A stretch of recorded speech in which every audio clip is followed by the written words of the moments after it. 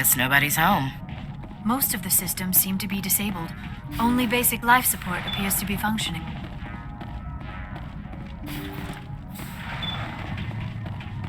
Hear that? Wonder if somebody set that trap. The whole place could be wired.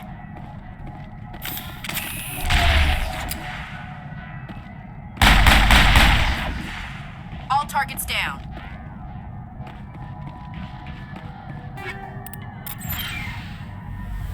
Heads up! All targets down.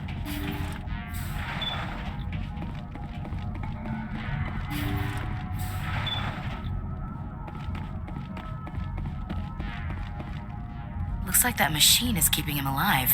I do not see any brain activity on the readouts. He is dead. This body is just an empty shell. Leave him alone until we know more about what's going on here. You are right. Better to just leave him be for now.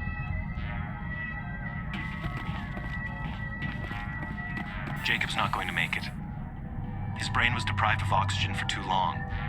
There's nothing any of us can do for him now except let him die with dignity. It's what he would want. I'm more worried about Julia now. She's showing signs of severe depression. I gave her some meds that should help, but I better warn the captain.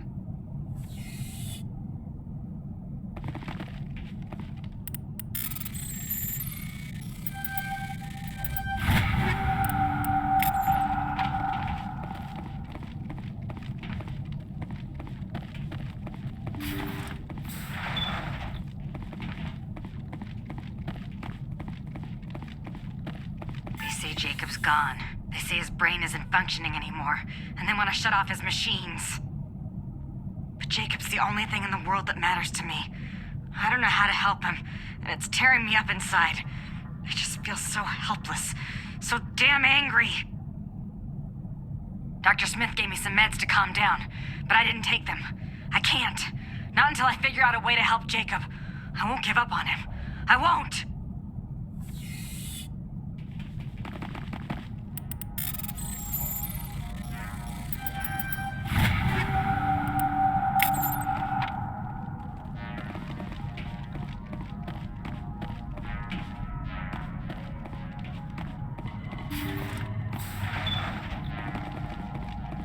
Jacob is showing no signs of brain activity. There's nothing more we can do for him. He wouldn't want to be kept alive by machines, so we're going to disconnect the life support. Dr. Smith is worried about Julia's reaction, though. She can't seem to let Jacob go. The stress is making her implants flare up, causing intense migraines. It'll probably be easier for everyone if we don't tell her until after we shut the life support down. Give her a chance to...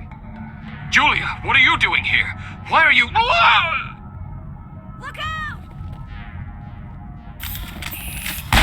I will destroy you!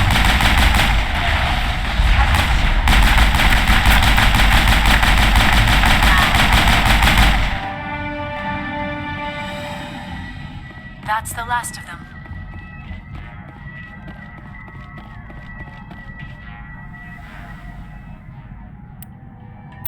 That was the compassionate thing to do, Shepard.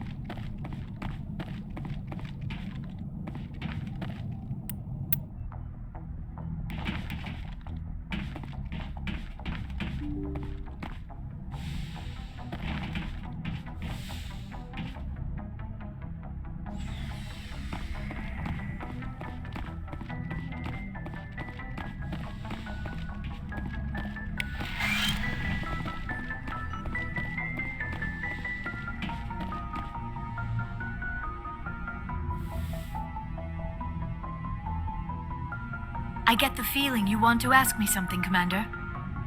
I like talking with you, Liara, no matter what the subject.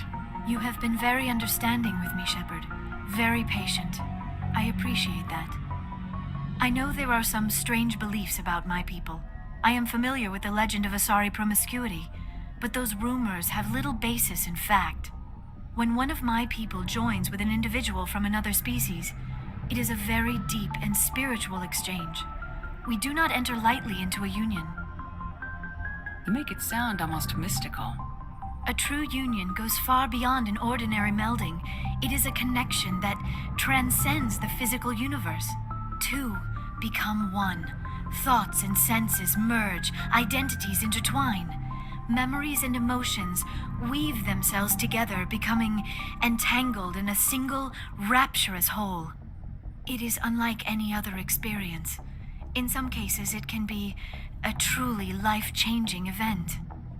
It sounds amazing. Are you saying... No. Oh, no.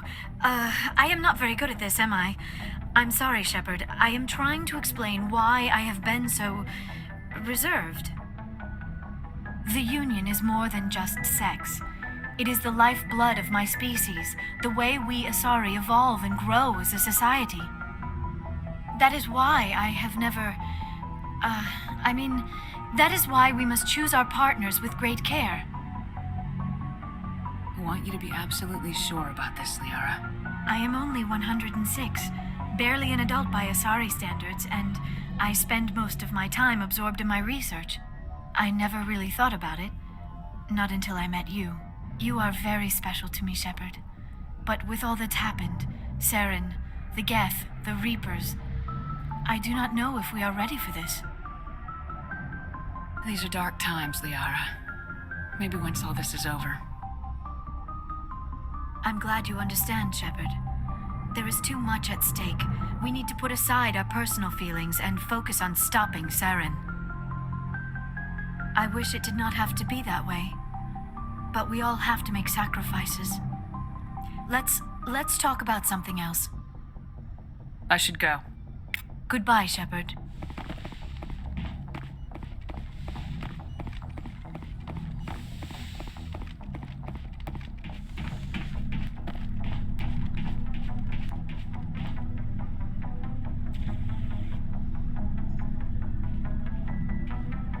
Anything you need, Commander?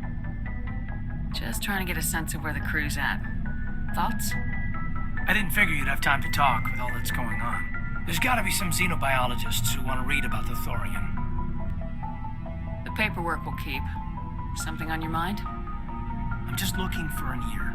The debriefing wasn't the right place to say how ridiculous this is. Seems like every other race in the galaxy is wrapped up in their own problems. They don't want to see what's coming. Wanting to believe everything will be fine? Sounds like human nature to me. Yeah, I guess some things carry across species well enough. I should remember that after what happened with Vernus. I think you'd carry a grudge over the crap you took from Vernus. Before I met Vernus, I knew as much as any other civilian. Aliens were weird, superior, and tried to tell us what to do. I mean, it's only been 26 years since first contact. That's not a lot of time to understand them. But it was Vernus who made me see how human aliens are. They're not different or special. They're jerks and saints, just like us. Hell, by the time I got payback, I didn't even want it anymore. I don't see you snapping very easily. What finally did it? He hurt a girl, broke her arm. She reached for a glass of water instead of pulling it biotically. She just wanted a drink without getting a nosebleed, you know? Like an idiot, I stood up. Didn't know what I was gonna do, just something. And Vernus lost it. Beat the crap out of me. Kept shouting how they should have bombed us back to the Stone Age. And that's when the knife came up. A military-issue talon, right in my face. I cut loose. Full biotic kick right in the teeth. Almost as strong as I can manage now. But at 17, that's something. Tapping that deep must have shocked the hell out of you. Not as much as it shocked Vernus. It killed him. Snapped his neck. They probably could have saved him if they got him to an infirmary quick enough. But they didn't. Caused a stir when they shipped him home. Bot training was shut down. Kinetics folded a couple of years later. So, yeah, maybe I hated that Turian. I mean, if one ass was enough to judge a whole race, I'd hate humans too. A reasonable stance. Keep that level head and we'll do fine. Staying reasonable is about all we've got left. Everyone else in this galaxy seems to have gone out of their minds. Present company accepted, of course.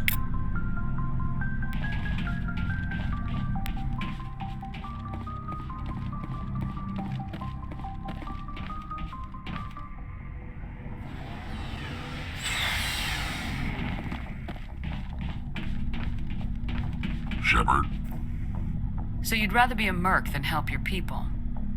I'm a fighter. It's what I do. Aren't you at all worried about what will happen to the Krogan? What the hell do you want me to do about it, Shepard? I'm tired of sticking my ass on the line and getting nothing for it. So you're just giving up on your people? I gave up on fighting for a lost cause. I'm no hero, Shepard. Bottom line, killing for credits simplifies things. You ever think about helping your people? I try not to. But there's a lot of Krogan mercs out there. I'm always running into them. Half the time I'm being paid to kill them. But that's just part of the job. You don't get to pick who your enemies are. How long have you been a merc? Long enough. I took my first contract right after I left my home system. It's good work if it doesn't kill you. I get the feeling you enjoy your work. Sure. You get to see the galaxy on someone else's credits, and most days end with a good fight. I've tried more organized fighting, private armies and such, but it gets too messy. I fight best on my own, or in very small groups. I don't like people relying on me, and I bloody well don't like relying on them. So long, Wrex. Shepard. Commander, Do you have a few minutes to talk? One-on-one? I'm off duty until tomorrow. I was gonna have a small drink, bit of a celebration, if you're interested. With all we've been through lately? Hell yes. I only have enough to toast the day, not the captain. It's Armistice Day, when the first contact war ended. My family always marks it. Since I'm the only Williams aboard, I thought I'd ask you. Seems like an odd thing to celebrate. That was 26 years ago. In our family, it's not really a celebration, more like an obligation. Don't tell me you don't know about my family. My commanders always find out. It's not in my files or something? There's almost nothing in your files. Technical scores and a list of crap assignments. There's a reason for the crap assignments. I'm General Williams' granddaughter, the commander of the Shanxi garrison in the war. The only human ever to surrender to an alien race. Don't tell me you're blamed for that. Not formally. Dad got passed for promotion over and over. And I think my record merits more than garrison duty on a backwater agri-colony. Takes a special kind of thick-headed to march into a job where your family's blacklisted. I did it anyway. I'm not gonna let our name go down with Arnold and Quisling. Granddad deserved better than that. Is this why you're always going on about the council? If everyone else can look at Shanxi and say, this is why humanity needs to be stronger, then so can I. I'm entitled. So now you know. Gonna kick me off the ship, Skipper? You're a valuable part of my crew, Williams. If I want an opinion from the head, I go to Alenko. When I want one from the heart, I go to you. I also play a mean game of pool. But anyway, I've got things to do before we land. I'm sure you do too. Dismissed, Chief. Ma'am.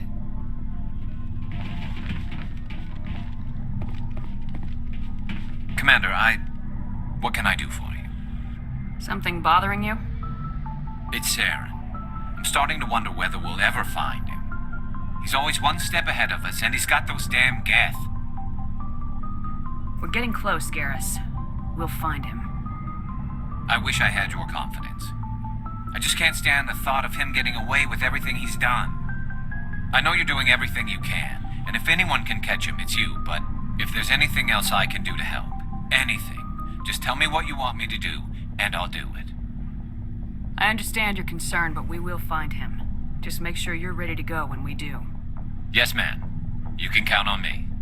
Thanks for hearing me out. I appreciate it. Can I ask you something, Commander? What is it? Are you worried that the Council might be protecting Saren?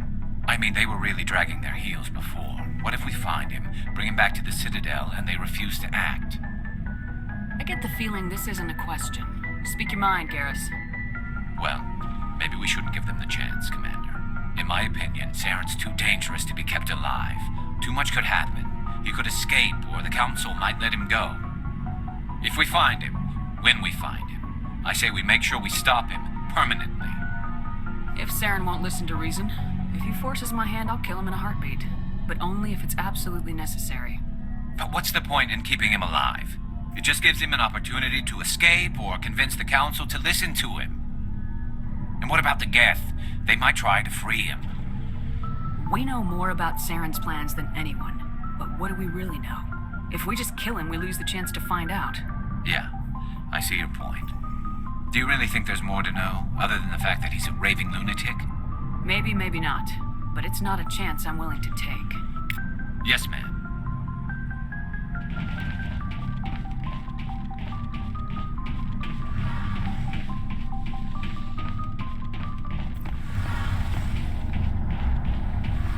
It feels like we're getting near the end, doesn't it, Shepard?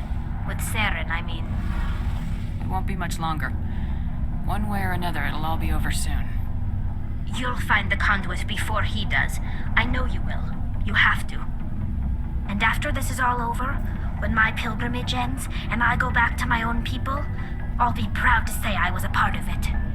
We couldn't have done this without you, Tali. You've been good to me. A lot of people treat Quarians like second-class citizens. They just want us to go back to our fleet and disappear. But you've treated me just like everyone else on your crew. Like an equal. That means a lot, and it says something about you. Whatever happens, I just want to say thank you for that. I'm gonna miss you when you go back to your own people, Tali. That won't happen for a while yet. I'll be right here anytime you need me. I should go. See you later.